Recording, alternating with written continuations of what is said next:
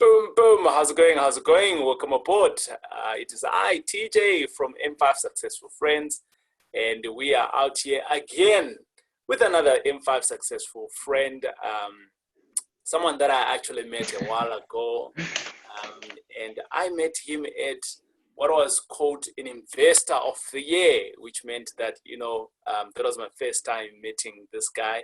I'm going to introduce him in a little bit, but I think what we all know for M5 Successful Friends, we are on a journey and we like to tell untold stories of guys that are just killing it in their own space so that we can inspire and educate all of us.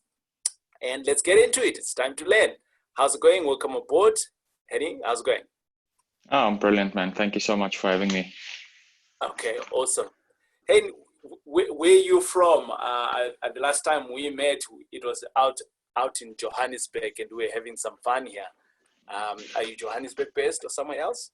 No, I'm based in Cape Town in Durbanville, so very close to the wine country. So enjoying that location quite a lot. That's good.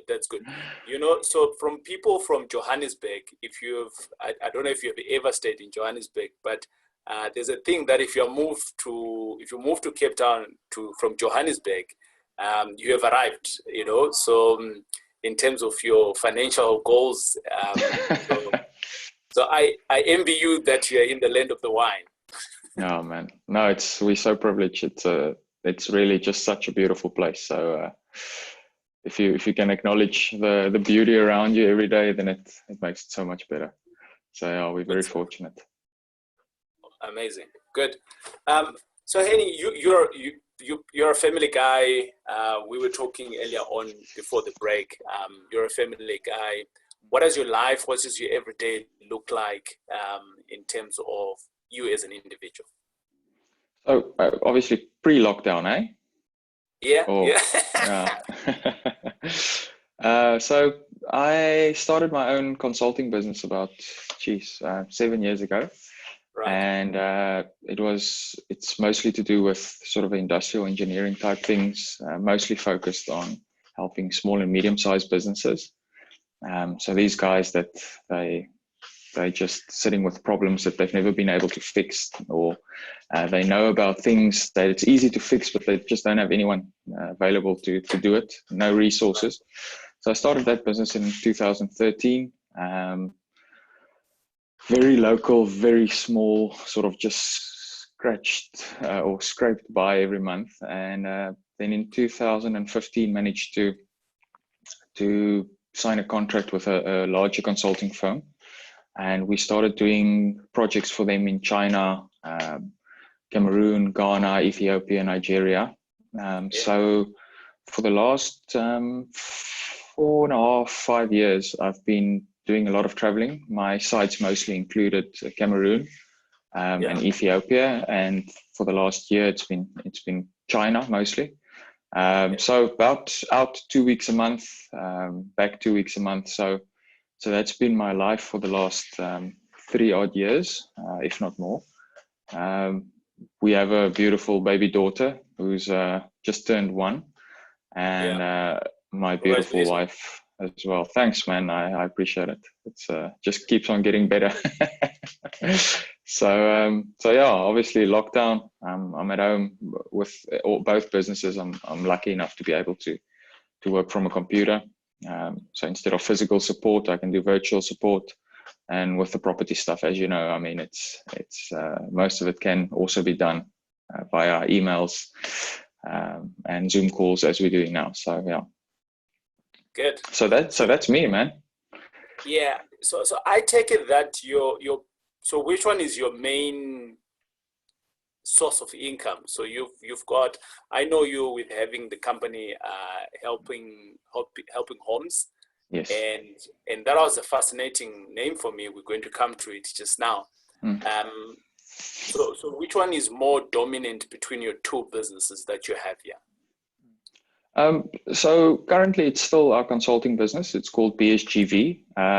So that is the main source of income at the moment. I love the business model. It is still you work to get paid, but I mean, you're lucky enough to have someone phone you up saying, listen, we've got this project in China, book your flights, get over to Shanghai, everything is paid for. You jump on the flight, you go, you do the project, you meet new people, you experience new cultures, and it's all being paid for, and you work 4 or 5 days a month, and it's more than enough to cover a good full month salary. Sure. So obviously in business, you can't pull everything out that you make in that month. So obviously we do stagger that finances to cover for situations that we currently find ourselves in where we can't work. So at this point, BSGV still takes the majority of the financial burden. But this has been the first official year of Helping Homes fully operational. Right. And the finances have started to come through on that side as well. But obviously, as you know, I mean, you start a deal and 8 months later, the payout only comes, depending on how lucky you are that everything goes through the systems the way that it should. So, yeah. Good. So, where did the name come from? Helping Homes. I mean, that's a fascinating name. If I just look at it. Well, we didn't actually, or I didn't actually select that. So in Helping Homes, we have 3 people. It's myself. Right. Then we have Dirk Hamman, who's also my business partner in the consulting company. And right. Then we have Cameron Scheffer, a fantastic young guy that we met through our property coach, Dave McGlashan. Right. So we heard about these people having a website, or other companies having a website where you can, if you search sell my home fast, I mean, these guys pop up and they have this lead funnel and all of these things. And we asked Dave, does he not know of someone that is actually operating in that sort of similar space? Yeah. And he got us connected with Cameron.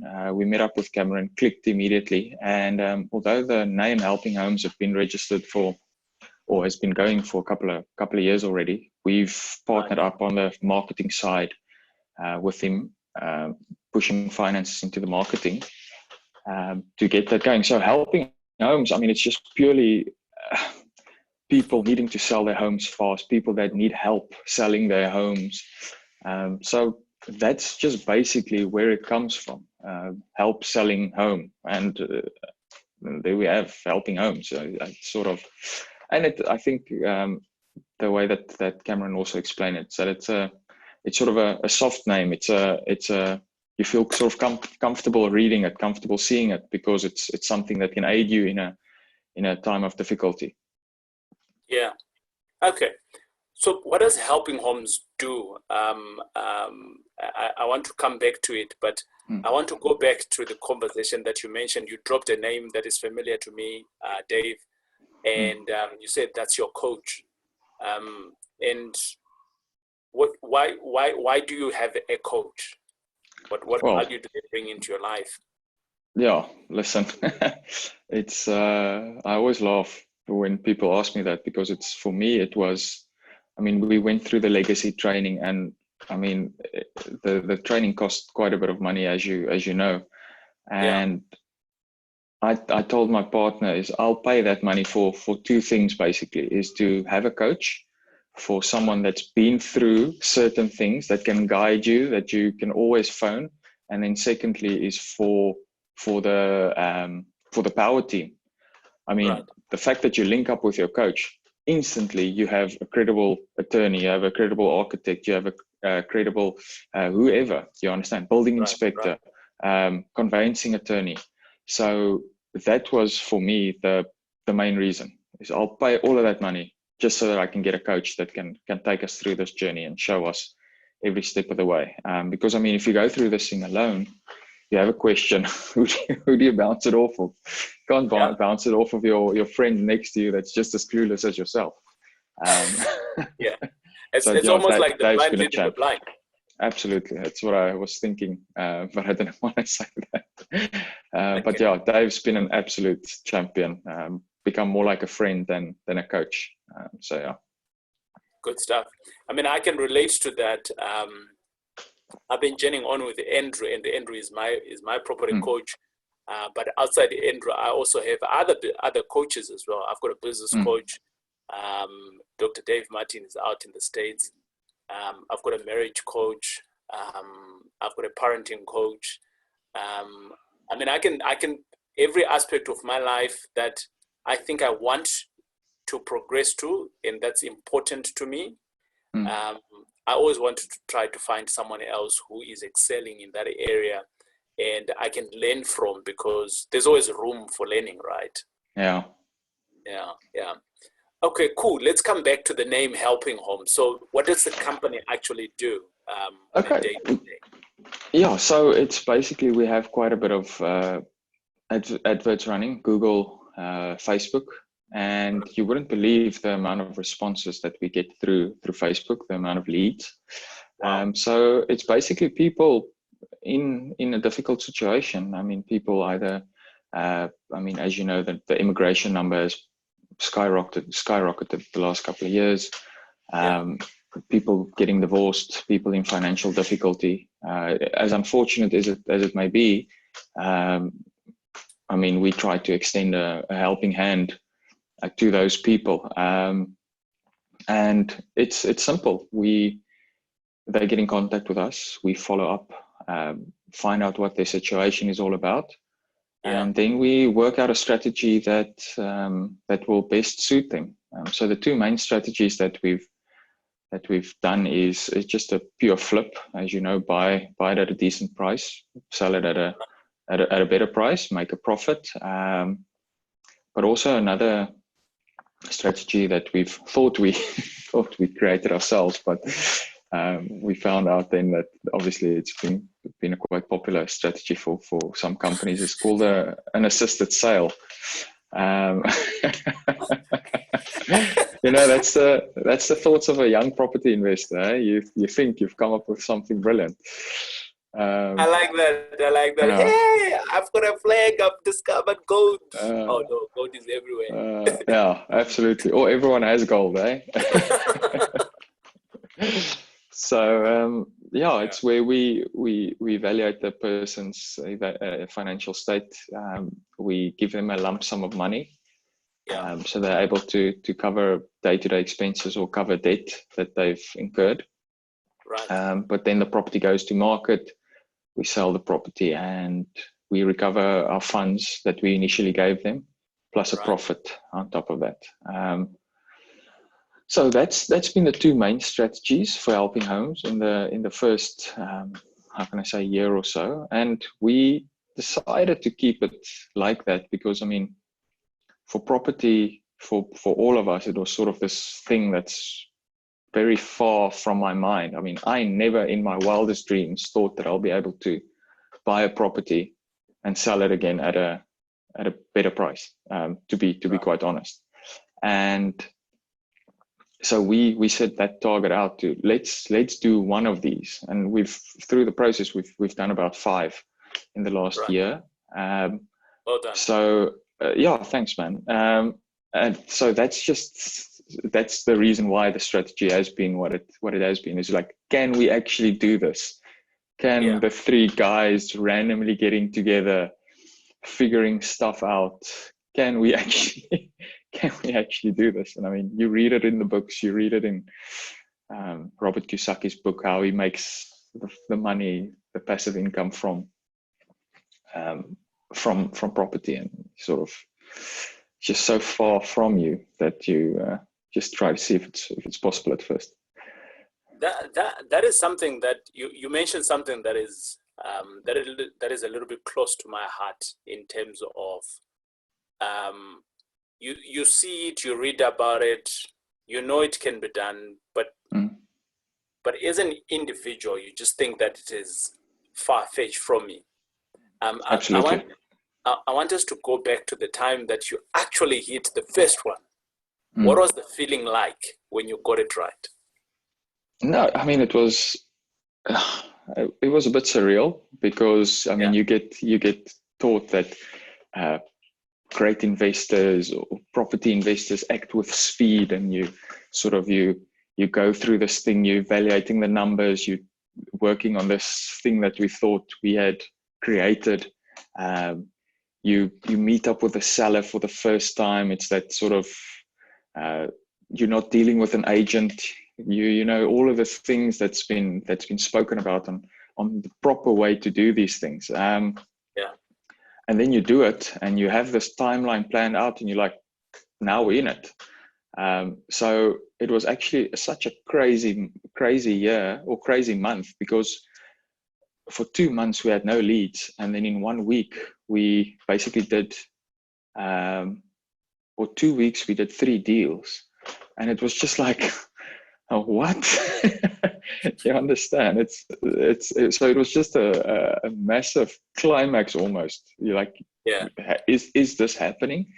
But I mean, in hindsight now, the first deal that we did, I mean, I'm looking at the data on my computer now. I mean, all numbers pointed that we're going to be in the deal for 6 months and have a fantastic payout. And then the government had some issues, and transfer took like 8 months instead of the 3 months that you calculated for. So we had the first deal's finances come through, I think, a month ago, after we went into it a year ago. So finally having that the first one closed. I mean, it's a thing that you always remember. And it wasn't even in South Africa. It wasn't even in Cape Town, or in Rustenburg. That a family member happened to travel to, so I got her involved to do a property inspection for us. She went in, did a couple of photos. It was just so random, but it managed to get paid out at least. So nice. Yeah. I want to come back to the conversation of so there you are. You've got your primary business, which is a consulting firm. It allows you to travel throughout the world. Amazing. I used to be in that space before when I used to work for the bank. And that's one of the things that I actually left the bank for, that I want to create a financial base that allows me to travel with my family. So I want to go to China with my kids and my wife, and stay there for like maybe a month or so without having to worry about the income. Yeah. Because I saw what it can do for me in terms of just being open-minded, in terms of learning new cultures. You stand in awe of what some of the things that we take for granted, and what is happening out there in some of the other countries. I mean, Cameroon, we are far ahead in terms of thinking and infrastructure. I don't know if you was at the airport at one point. They'd actually a tent as an airport at one point. Wow. And you're appreciative of such kind of things, right? Of where you're coming from, and you see life in a different light. So I enjoy that, but I wanted to create that for my own family. I want to have that conversation with you from a perspective of you doing this with a business partner, right, Dek? And Dek has been with you on a longer journey. So you kind of like now understand each other, how you work, how you think, and accountability and things like that. It's what, plus 5 years that you guys have been journeying together. Now, working with a business partner, and you decided to move from that business into another business. Why did you decide to go with your business partner to create another business partner also? Why business partners? Why not do it on your own? Jeez, man, I want to survive a day doing it on my own, man. Really, I'm an extrovert. I just don't like going through situations alone, and specifically because it's been such a new thing. I mean, I don't know. It's for me, it's an obvious answer.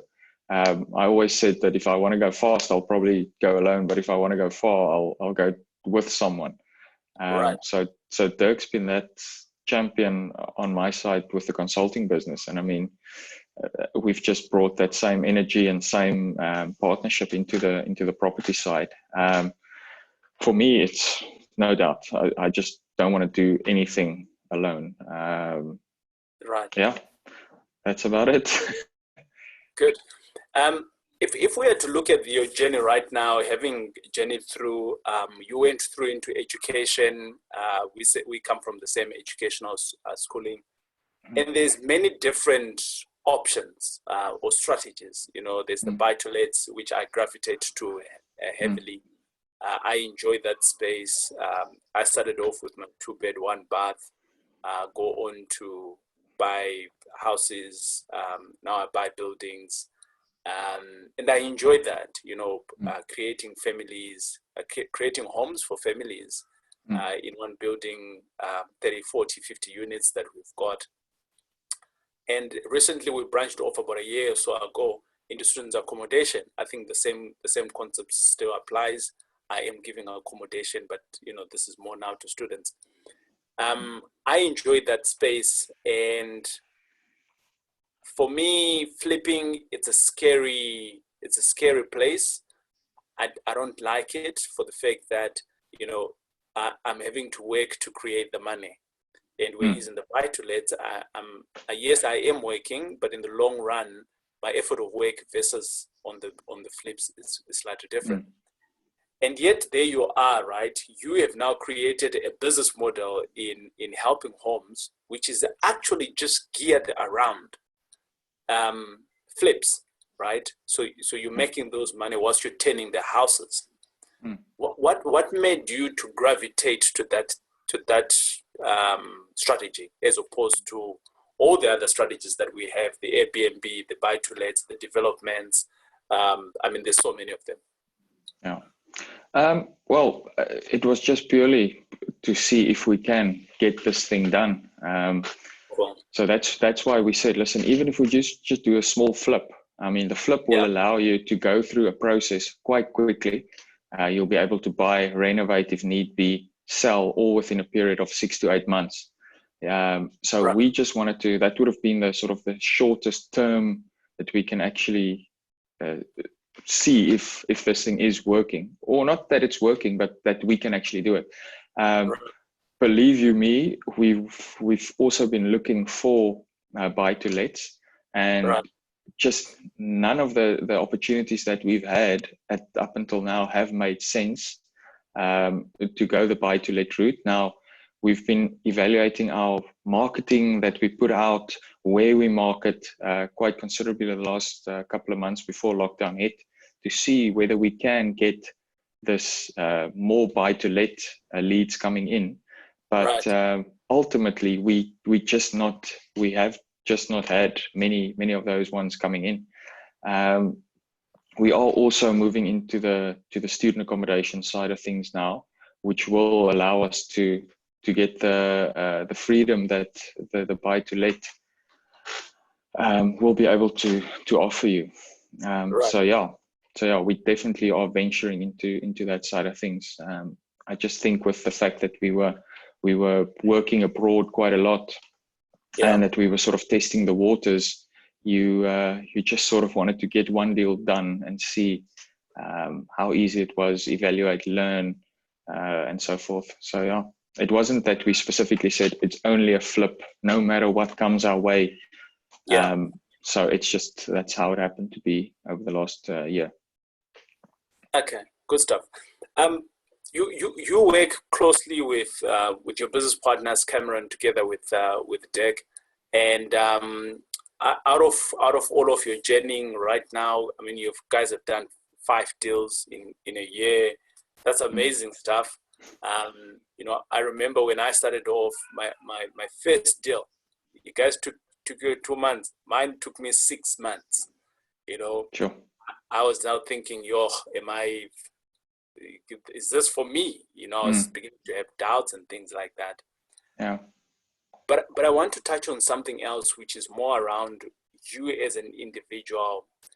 You've got a wife. You've got a 1 year. 1 year is they're very demanding. You've got a consulting business, which is also demanding in terms of traveling and things like that. You're out of the country for a longer period of time. You've got this side hustle that you've got, which is the helping homes. and you still have you as an individual to look after. How do you balance that, or how does that all intertwine in your life, to make sure that all the wheels are still turning? Jeez, man. I don't know. How can I say? I'm a very I'm a very organic grower, if that makes sense. So I've never, although I have big ambitions, I've never been someone that works until 3 a.m. or pushes my body into the absolute breaking point. I mean, I did do that when I was still employed with a company. I used to work 16, 14-hour days, and I enjoyed it. So it's not that I can't do it. It's just, for me, sort of everything will happen in its time. And that's how I have gone through, how can I say, the last 10 years of my life is, it's just, I can do what I can do. And I mean, I got born again about 8 years ago. It's almost on the date 8 years ago. And for me, the comfort that I have through God's Holy Spirit and the calmness that gives me is just phenomenal. So, I mean, yes, I can be doing more phone calls. Yes, I can be doing more of everything, but I'm very content with the pace of things at the moment. You understand? We're working to put our structures in place. We are getting a lot of leads in. We are sifting through the leads. But I just have an insane calmness over me. So I make a lot of time for still playing squash. I make a lot of time for playing golf. So I'm never going to be able to be someone that does not do those things because I want to pursue this career and be this amazing businessman. I mean, I'm looking at this lockdown time, and I mean, once again, it's an extremely sad time, as we spoke before the podcast started, is people are feeling insane effects, and we're privileged enough to just at least have a home that you can lock down in. And although I'm in this house with my 1-year-old and my wife, that's crazy. I mean, I'm still just enjoying the moment, the process, the time that we have together. So that is balance for me. I think that's been sort of, it's just luckily who I am in terms of that. I'll never give up my golf. I'll never give up my family time to pursue things that is materialistic. So I believe that just through the relationships that I have, the effort that I put in, the network, whatever, that things will happen when it happens. You understand? I don't know if that makes sense, but it does make sense, right? From a perspective where I almost see, I'm in my forthcoming book, I speak about my faith in Christ, how I walk in it, and for some things that have happened in my life, I cannot describe, or neither can I go back and tell you that I closed this deal because I did A, B, C, D. Absolutely. Some of the things I just, yes, I can give you what I did, but someone else would say, but TJ, it wouldn't work. But for me, it would work in that moment. And I can only give the benefit of doubt to say, I did my part and God did the rest. Absolutely. That's it. And having that favor as you walk around, and I always say to people, you know, in my book, that's what I talk about. I talk about, so it's not about that I am pushing you to become Christian. No, I am saying that in whatever faith you believe in, if you are in the business, my belief, personal belief, Tarai's personal belief is that if you're in any business, you got to have faith, because something absolutely only work with faith. Absolutely. I think what we can be lucky in is that we believe in a living God, you understand? So we're not just having faith to have faith because someone told us to have faith. We're believing in something with substance. So I think that makes it a bit more powerful, is that you know where you have come from. I mean, months and years of scraping by to where you are now. So if God didn't leave you then, he's never going to leave you now, you understand? So I think that entire process, that's taught me a lot. So I mean, just one thing that I also wanted to say with regards to doing the work that it needs to do is, I mean, I'm still, if we get 20 leads a day, doesn't mean I'm sitting back and sleeping while the 20 leads are to be called, you understand? I'm calling them. The Holy Ghost is going to work. So I'm calling them, I'm following up, you understand? But once I've done that, I know that's what I've been able to do for this day. If all other boxes are ticked, I don't sit around smashing my computer, looking for something to keep me busy so that I can feel busy and active, you understand? I've done what I can do. Now it's time to go and play some squash. It's time to play with my daughter, pick her up early from school, whatever. So it doesn't mean that I don't do the work that's required. I just don't overdo to make myself feel more worthy or more comfortable with wanting to achieve all of these things that I want to achieve. So And I don't know, when you started off this property journey, were you already married at that time or not? Yeah, I was already married. Okay. Yeah. What gave you, or should I say, sometimes I feel like my wife pushed me into it, and then sometimes I feel like it was always there, but it was dormant, and my wife triggered it. But my wife will probably have her own version of it. What made you, together with your wife, to go into venture into property as a gate for financial freedom? Because there's many, right? There's cryptocurrencies, there's Tupperware, there's all sorts of things that are happening out there.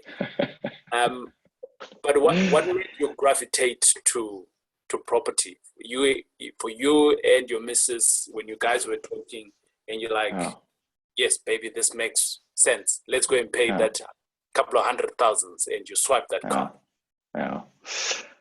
Sorry, it feels that all my answers have a bit of a backstory, but it does. So, I mean, once again, I got born again 8 years ago, read the Bible. I mean, it was phenomenal. It gave me such insight into life and people and love and what God had done for us.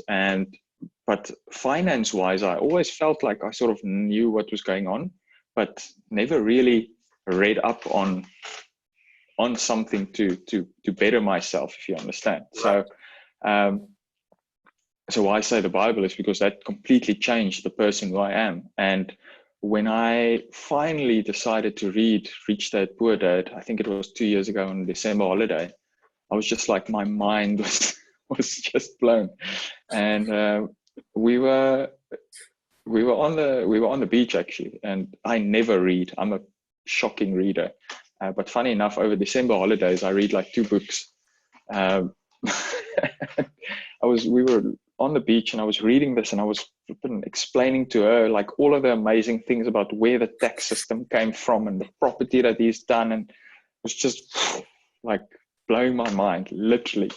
And I've always been someone saying, listen, let's buy some small place and rent it out. And she was always like, no, I don't want people. Now we need to go and clean the toilet, or the toilet breaks, or this and that. So you have this people staying in there, messing up the place. So it's always been something that I wanted to do, but never something that I actually pulled the trigger on. And then after reading this book and sharing with her all of the principles that I got from the book, I think it was that December, then the February, we started seeing these ads pop up on Facebook, Robert Kiyosaki, blah, blah, blah, and, the legacy thing. And I'm like, I need to take her to this thing with me. so that it's not coming out of my mouth, that it's actually someone else saying that as well. Right. And so we went to the 2-hour thing. I took Dirk with. It was in the Protea Hotel in Stellenbosch. And I made a point to myself that I wanted to take her on this journey with me as far as I can, so that it's not only me coming up with a crazy idea, so that it's actually something that people have done, people have been successful with. What are the risks? What are the success factors and so forth? Because I am quite a impulsive guy. So I've made my biggest purchases in my life, literally, like someone standing in a shopping in a grocery store aisle, like, okay, let's just take that one. The car, okay, we'll grab that one, test drive it, great. So I have had my fair share of, listen, maybe we should think this through opportunity. So I've just managed to grab her and take her along on this journey, and sort of also trying to explain as much as possible as we're going through a deal, because people speak big numbers. I mean, we've got X amount of million for you. If you want money, just come and ask, just show us the deal. So, I mean, your mind just freaking flashing numbers. So it's important to be that sort of that filter, so that when you tell her about these things, the things that you're busy with, that you tell her about the processes that you're going through to make sure that this is a safe transaction, making sure that you have all aspects covered. So it has been a fantastic journey for us as well, that she's been able to go to the 2-hour training with me. I took her to the basic training as well. Nice. So Dirk and I both made a deal that we'll take our partners with, so that they understand what we are going to be going into. So when we say buy to let, it's not like they're like, what are you planning to do? Or if they see pictures of a distressed property, they know that horrendous property on the screen was turned into something beautiful. So they can put picture to what we're telling them about when we go through this journey. So taking her through it has been amazing. I mean, of course, she's questioned a lot of the stuff that we're doing. Why are you doing this? And why are you not focusing on that? And blah, blah, blah. But which has been a good thing, because it sort of keeps you in line with all of the things that you're thinking about. Gives you a bit of a different perspective. Okay. Now, I always encourage people that are married, or people who have a partner, for them to go on this journey with their partner. Because I realized that when I started off in business, whilst I was still employed, I used to go on my own and do the stuff on my own, and I would come home and just tell my wife this is what's happening. So it was my business, not our business, right? And things went good. If it's going good, it's great, isn't it? If it's going bad, then it's a bigger problem. You started this, Yeah. But when we journeyed on the property together, it was very different. And I also discovered that some of the conversation that I was having in our household were more matured. In terms of, it was not about why are we doing this. It's not about where are we going to get the money from. It was just about how can we do it. And I don't know if in your household, your conversations now post the training. How do you see those conversations playing out in today's world, having to taken it through the training with you? Sure. I might need a second to think about that, but I think what makes it easier as I go through the process. I mean, she's full-time employed, so she's also very flexible, but she has her job. I mean, I've tried to sort of ease her into other property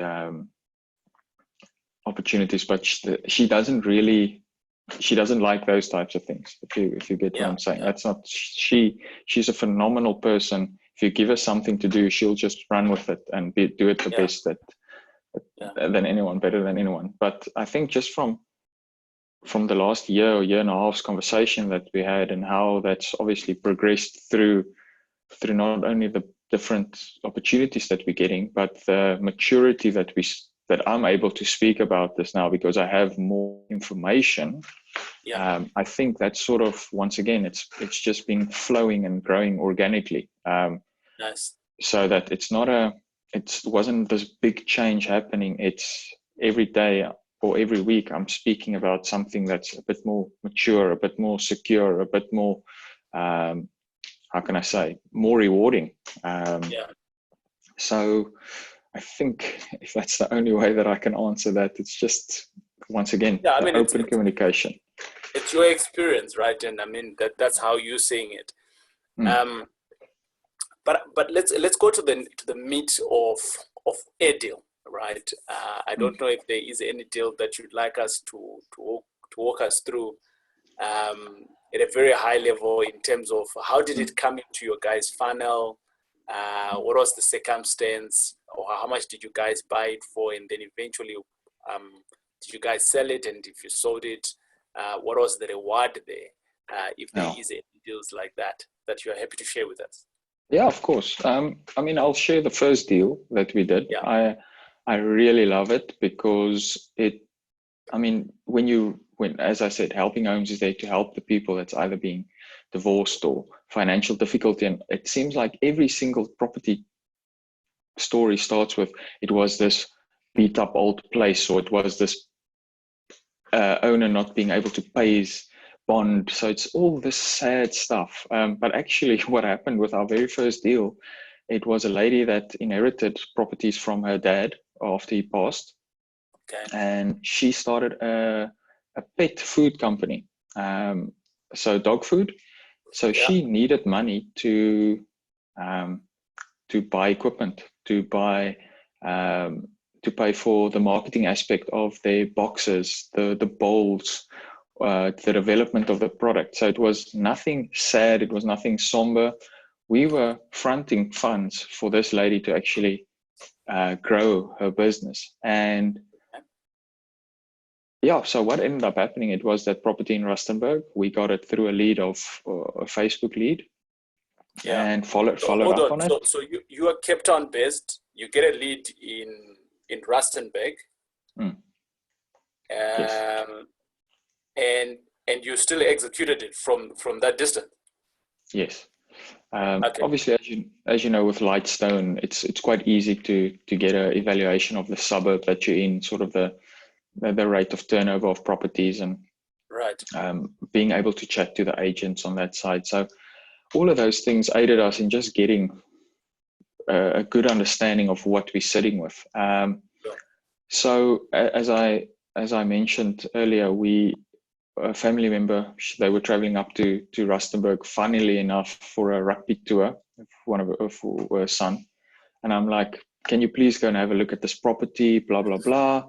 And she is an estate agent. So she actually runs the rental division of a big estate agency. And she's like, of course. So inspection is in her blood. So she went over there, did the inspection for us, took pictures, all of those things. And we finally decided that we were happy to go into the assisted sale model with this lady, because she required the finances quite quickly.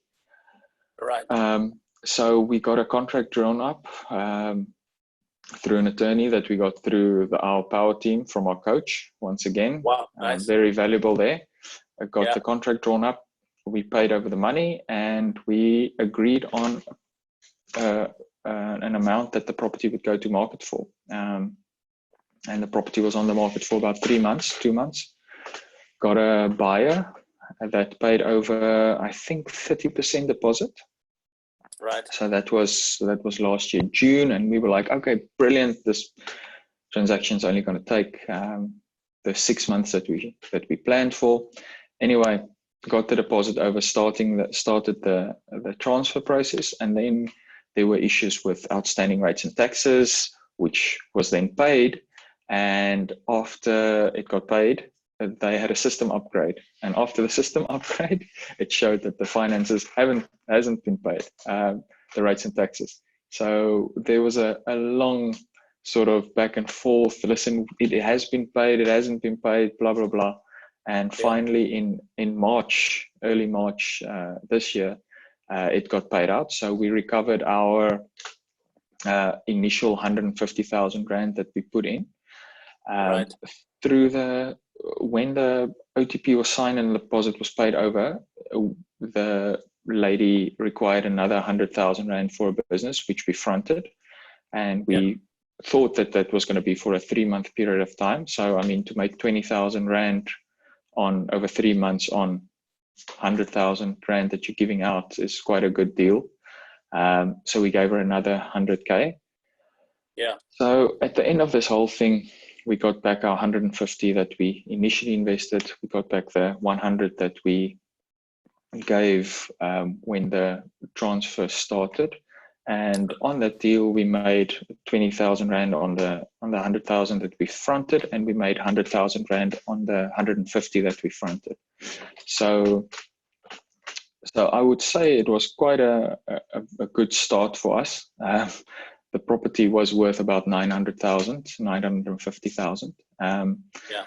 So yeah, that was the high level numbers of it. Property of 900,000, we fronted about 250K, and we made about 150,000 or 120,000 rand worth of profit in that. Wow, well done. Thanks, man. So if I hear you correctly, I just want to sum this up in my own understanding. Yeah. You're sitting in Cape Town.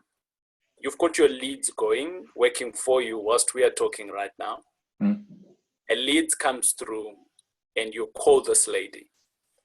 The reason why she's actually selling the house is not that she wants to sell the house, but she's actually trying to get some money so that she can do a business that she's wanting to do. Yeah. So you discover what was her problem. Mm.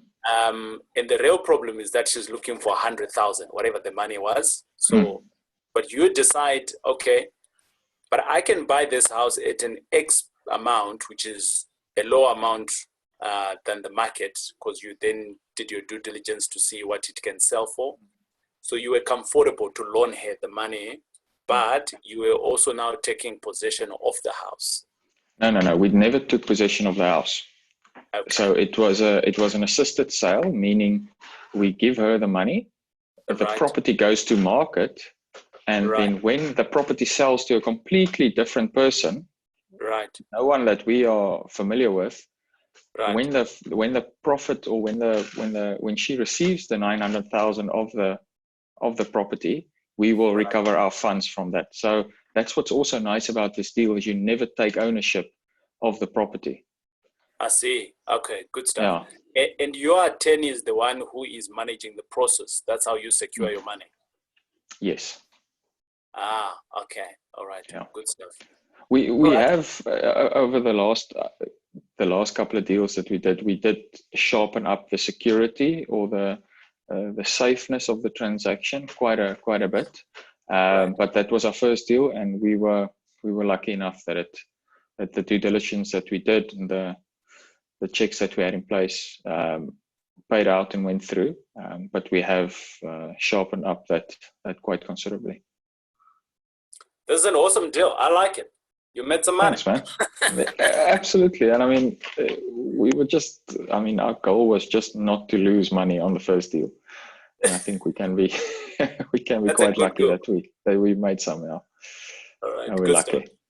If you had to look at yourself today with what you have learned now, and you look at the guy who was reading the book, Rich Dad, Poor Dad, on the beach, and this was about 2 to 3 years ago. 5 deals later, you now know a little bit more. What would you give advice to the guy who's like 5 years before that? Obviously, with what you've learned now in property. I think it's just to start. It's just if you have a feel for property, or if it's something that interests you, is make sure that you get connected somehow somewhere. Once again, it's one of those organic things, is just start getting involved. I mean, if you're looking for tips, or 3 or 4 tips, I can gladly give you those types of things that I would say. But for me, it's, I mean, I'm just mad at myself for not starting at least earlier. So even if things did progress organically, I would have been further than where I currently am. So just get started. That's it. Yeah. I mean, I told my wife it's a simple story, but it's actually so funny. When I started playing golf about 3 or 4 years ago, or 5, I mean, I would always call up people, hey, do you want to play golf, or trying to play golf? And I was just playing golf. I was just playing. And through this process, I'm at a point now where people are literally phoning me 10 times a month, asking me if I want to go and play golf. And most of the time, it's free golf. You understand? So it's this exact same principle. Is I was horrible at golf. I just couldn't even hit a ball straight, but I just started playing, and sort of the circle grew, and now it's just constant. Do you want to go and play in this golf day? I have a free spot over here. Do you want to do that? And it's exactly the same with property as well. You first just start scratching around and sort of do what you think is good, but you stay connected. I mean, you go to a golf course, you play golf, you go to a networking event, you network, you understand? You become recognizable, if you understand. Just be there. And then obviously go through the process of connecting with the right people, but just start. I'm so mad at myself for not doing it earlier. So that's a good point. Heine, thanks a lot for your time. It's been great having you around. It's a good conversation that we've had. I think my main key takeaway here is that we look at things at a far-fetched distance and we think that we cannot achieve it. Until we've done it, we can actually see that it can be done, you know. And the fear isn't just to start, as you just mentioned. So I've enjoyed my conversation with you. Do you drive? I'm going to say that we're going to close for now, and anyone else would like to reach you for your services that you guys do, which is helping homes. Do they all go to helping homes, or are you going to give me a different space where it can go to? Preferably a website, and then the guys can just look up there. Yeah, no, helping homes is definitely the way to go. helpinghomes.co.za. I mean, we have a Facebook page. We're not very big into LinkedIn, nor myself as an individual. Right. So I'm sort of, what you see is what you get. I don't like popping on this photo shoot picture of myself somewhere, but helping homes. I mean, I'll be glad to put my number on the podcast as well, if you want to share that on there. If people want to connect. So that's it. Awesome.